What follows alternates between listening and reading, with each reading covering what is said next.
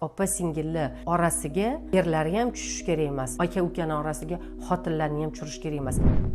Nima uchun aka uka va opa singillarning orasi turmush qurgandan keyin uzoqlashadi? Nimaga? Chunki ularning hayotiga ularning turmush o'rtog'i, ya'ni ularning erlari ta'siri bo'lgandan keyin ayoliga ular o'shandan kelib chiqib, ular uzoqlashib boradi. Aka ukalar ham shunaqa. Uyga kelin kelsa, u o'zini dunyo qarashi, o'zini ta'siridan aka ukalar ham bor u do'stligi, bir-biriga ishonchi uzoqlashib boradi.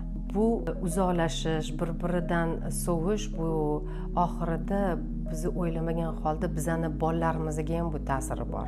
Chunki onalar bir-biri bilan bordi keldi qilmasa yoki o'sha iliq munosabatlari qolmasa, bir-biriga mehr berishi kamaysa yoki e'tibor berish kamaysa, u bolalarga ham ta'sir qiladi. Nimaga hozirgi zamonda jiyanlar bir-biriga bordi keldi qilmaydi? Bu o'shani ta'siri. Opa singillar orasiga erlari ham tushish kerak emas, aka ukani orasiga xotinlarni ham tushirish kerak emas. O'sha balans bilan kontrolni to'g'ri ushlab borish kerak. Ya'ni o'shanda opa singil ham, aka ukalar ham, ularning farzandlari ham bir-biri bilan bordi keldisi kuchliroq bo'ladi.